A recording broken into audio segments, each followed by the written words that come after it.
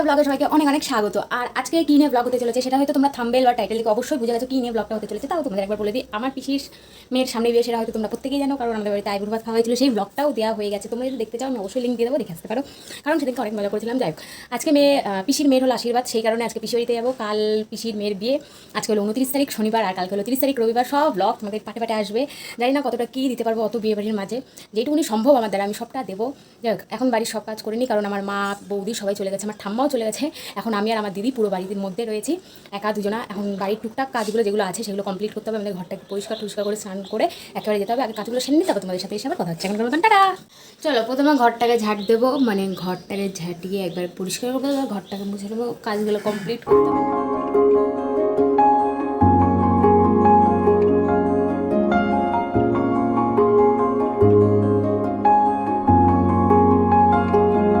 হতে পারি রোদ্দুর, হতে পারি বৃষ্টি,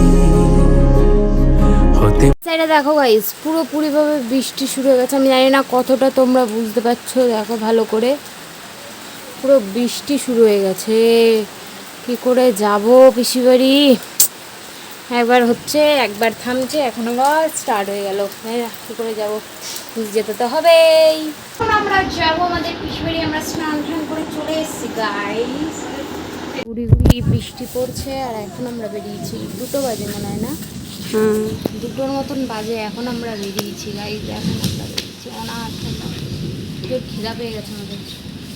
সব হয়ে গেছে ওইখানে, আইবুড়ো ভাত আমি জানি হবে তো, তোরা বসে আমরা চলে এসেছি পিসি বাড়িতে। ইয়ে, কত বৃষ্টি মাথায় নিয়ে গাইস, কত কষ্ট আমাদের জীবনে।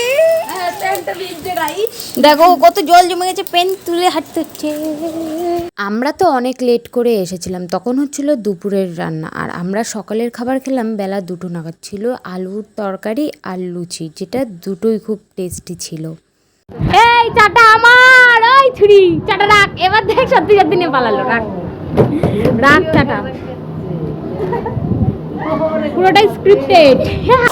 তো তুই আমার ফোনটাকে খাবি এমনি, আজকে রাস্তায় পড়েছে জানিস। আসো, তোমার ইসা দেখি, মেহেন্দি দেখবো। এখানে হাত পা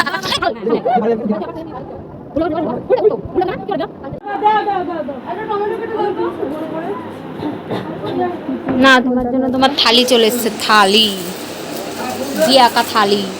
এবার খেয়ে খেয়ে মোটা হয়, একদিনে হতে পারবে তো? কাঁদবি? কেঁদে দেখে একটু কাঁদি, একটু কাঁদি। আমার ভিডিওতে ভিউজ আসবে ভালো, একটু কাঁদি,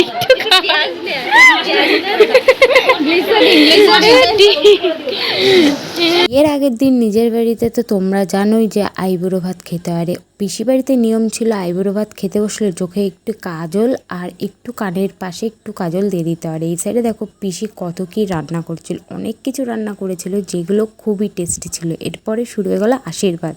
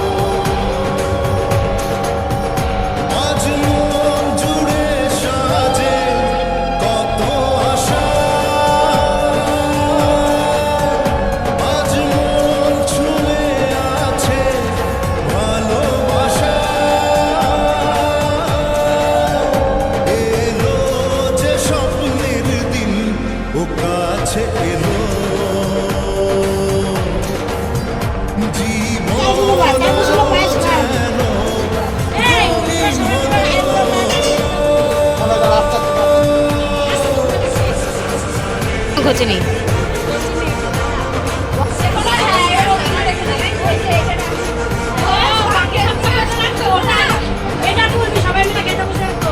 তুমি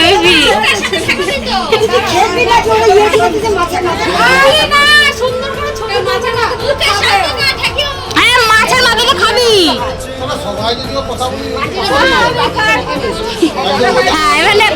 খা, হ্যাঁ খা, হ্যাঁ খা, এবার কামড়া ভালো করে।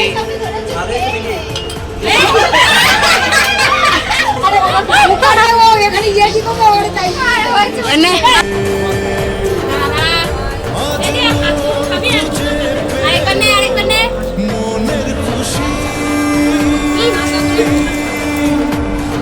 দাদাগুলো বসে পড়েছে ওই দেখো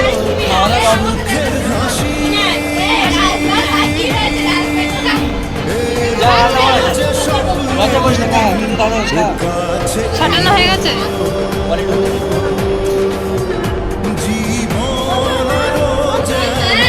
পাশের বাড়ির মেয়ের সাথে আমাদের পাড়ার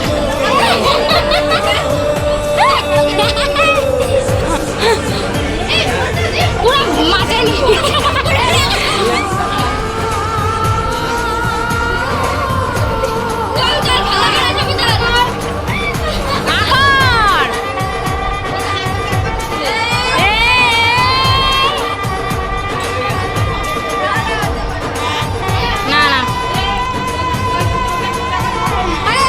জ্যোতিদের আইবুড়ো ভাতের পর্ব শেষ। এবার আমরা বসে পড়লাম খেতে। আর তোমরা তো দেখতে পেলে জ্যোতিদিকে প্রথম খাই দিয়েছিল পিসি, আর যখন খাই দিয়েছিল না তখন পিসিরও চোখ ছলছল করছিল, আর এই সাইডে জ্যোতিদিরও চোখ ছলছল করছিল। গায়ে যে ক্যাটারিং গেলাম মদনাদা কাছে কন্ট্যাক্ট করে দেবে, আমি নাম্বার বলে দিচ্ছি 1 2 3 4, বাদ বাকিটা ইন্ডিয়াতে। আমি পিসি বাড়ি থেকে খাওয়া দাওয়া করে চলে এসেছি। দেখো আমি আমার বাড়িতে চলে এসেছি, আর এখন যাবো মেহেন্দি পরতে, কারণ পুরো হাত ফাঁকা। বিয়ে বাড়িতে মেহেন্দি না পরলে একদমই চলে না, সেটা তোমরাও প্রত্যেকে ভালো করে জানো আর আমিও জানি। এর জন্য এখন মেহেন্দি পরতে যাবো। তো চলো যাওয়া যাক, মেহেন্দিটা পরে আসি, তারপর তোমাদের সাথে একসাথে কথা হচ্ছে।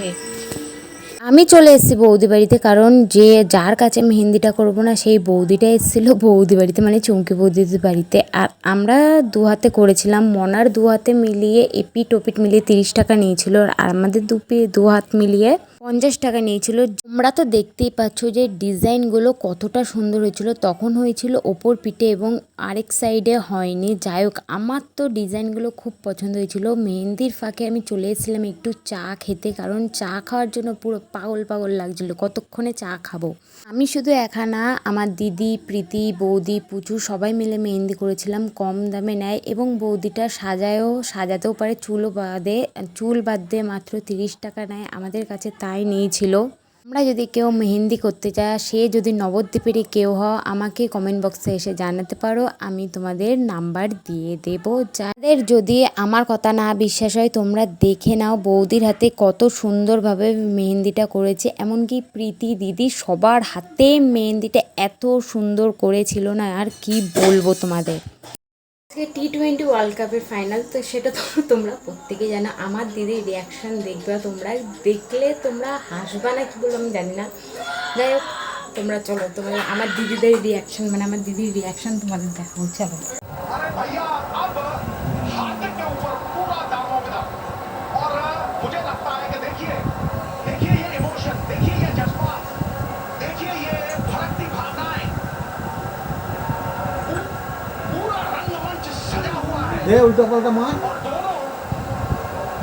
আগের বার যখন ইন্ডিয়া ওয়ার্ল্ড কাপে হেরে গেছিলো, আমার দিদি পুরোপুরিভাবে ডিপ্রেশনে চলে গেছিলো বলতে গেলে। শুধু আমার দিদি না, অনেকেই চলে গেছিলো। আমার দিদি এতটাই খেলাপ্রেমী মানুষ। আমিও বসে বসে শুধু রিয়াকশান দেখছি, আর মনে মনে এটাই ভাবছিলাম ঠাকুর যাতে এবার না হেরে যায়, কারণ আগের বার হেরেছিলাম, অনেকটাই কষ্ট লেগেছিলো। আমি খেলাও তো দেখি না, তবু বলছি ভাই আমার খারাপ লেগেছিলো। কিন্তু আমার দিদির কান্না দেখলে তোমরাও কেঁদে দিতে, কী বলবো। যাই হোক, আমি মনে মনে এটাই ভাবছিলাম যে কোনোভাবে যাতে না হেরে যায়, কারণ আমাদের সামনেই বিয়েবাড়ি ছিল 30 তারিখে।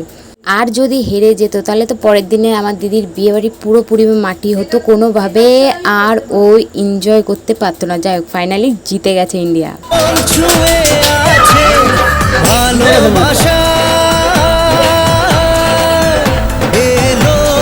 স্বপ্নের দিন আছে এলো, জীবন যেন